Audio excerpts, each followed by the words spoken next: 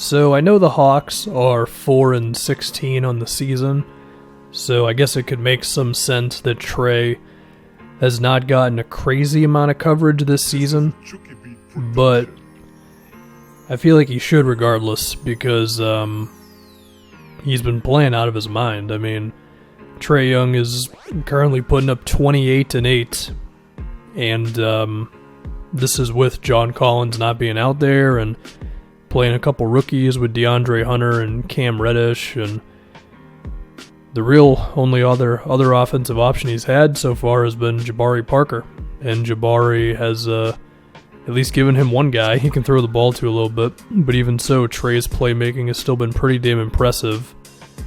I guess the other dude who could consistently make shots would be like Kevin Huerter, and after that, I don't know. I mean, this team is pretty thin right now with that Collins suspension.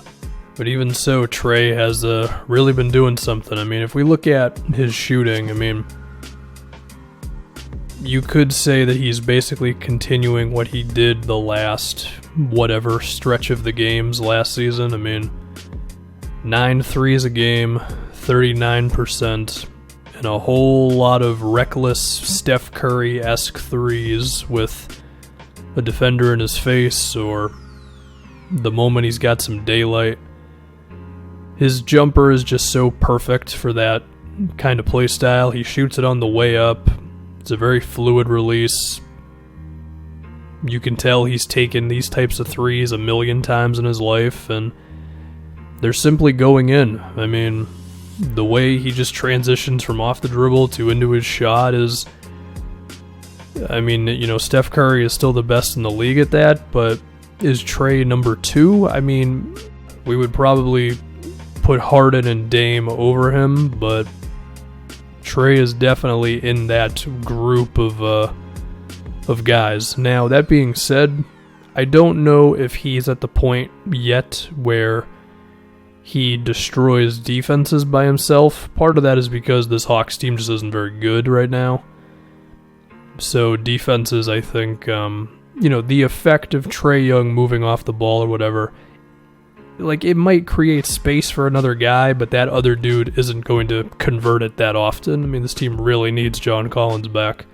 And I do think there's a conversation to be had about if these guys should look to speed up the rebuild a little bit with how good Trae is, and you assume when John Collins comes back, and the fact that you have these expirings, you know, you have Evan Turner and Alan Crabb and Chandler Parsons deals, and those three combine for a lot of money, and you attach, I don't know, Kevin Huerter or some draft picks, because this team does have extra draft picks. Well, actually, they have 2. They have the Nets pick, which will probably convert this season.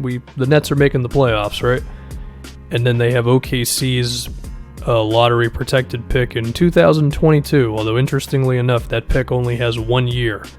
And then if it doesn't convert that year, then it turns into like a second super down the road. That's a little weird of a draft pick, but they have some extra stuff, is the best way to put it, on top of DeAndre Hunter, Kevin Huerter, and whatever. And it's just an idea, you know. I get it. We all love the whole, you know, don't speed it up too much. Young team comes up together.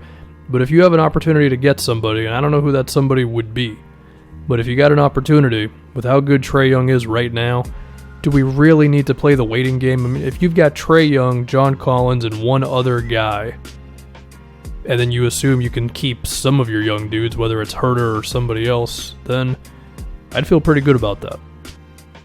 But discussing Trae Young a little bit more, I do also think, you know, looking at some of his threes this year, like when he comes off of a screen, the big man doesn't always step up on him. Whereas with Steph Curry, it happens literally every single time, or it's just a trap on Steph. So, assuming Trae Young can keep on making these threes, then I think that will change, and NBA players will begin to get kind of terrified of Trae Young the moment he crosses the, 25-foot mark or something, but I don't think it's all the way there just yet. And once it is, then, you know, assuming the talent around him can improve, then we know he can take advantage of that with his awesome playmaking and he can just really fill up the stat sheet. I mean, he already has. He's had like 40-point games and whatever the hell else. I mean, watching the Hawks right now, it's kind of like, well, it's just a one-man show. And it's not because Trae is selfish, it's because they don't have anything else. Now, of course, it's more than just threes and playmaking. Trae is also shooting 85% while shooting about 7.5 free throws a game. He doesn't seem too scared of attacking the basket, even with the fact that he's not a very big dude. There's also been a decent amount of fouls from him on like threes, or he'll attack a screen really, really hard, and the big man isn't totally ready for it, so then that is a foul. So a lot of it is just Trae's aggressiveness. So that's pretty good. I mean, the dude is kind of relentless out there. I do think he's getting a little bit more of a competitive edge to him this season. And I think we'll see that a lot more when the team around him is just ready to back him up. I mean, I don't know if the whole is this guy a winning player thing or not. I have a tough time even thinking about that with Trae because he's just been that good. I mean, this guy is one of the best shooters and passers in the league. I have a tough time saying, oh yeah, maybe that guy doesn't actually help you win, you know? On top of the fact that, again, when you look at the roster around him right now without John Collins, it is not ideal. Now, other things with Trae, looking at on-off numbers, because why not? When he is in the game, the Hawks have about the 10th best offense. When he's not in the game, it's probably the worst.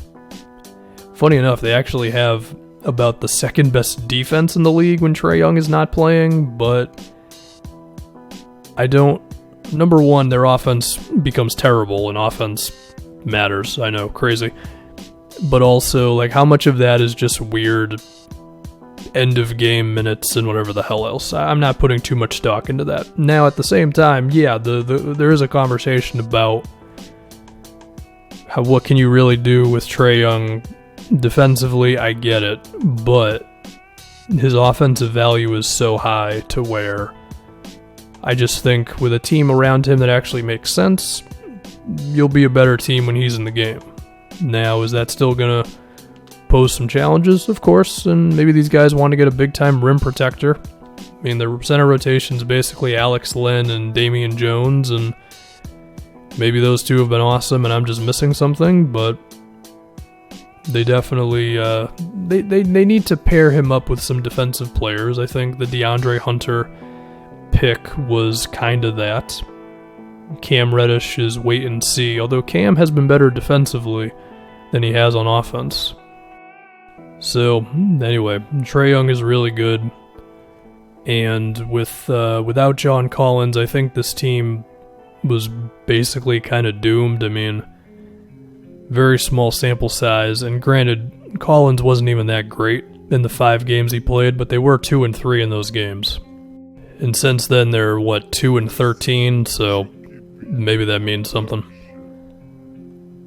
So, I mean, I will bring it up again, because I think it's something the Hawks should definitely be considering. I know they probably like all their young dudes, but Trae Young is really good right now. So, do you really want to use up an extra year or two when you could get a little more aggressive? I'm not saying get rid of all your picks and everything. I mean, this team's bad. They should hold on to a lot of their firsts, but you might be able to do something. So, we'll see what they do. But Trae Young has been really good.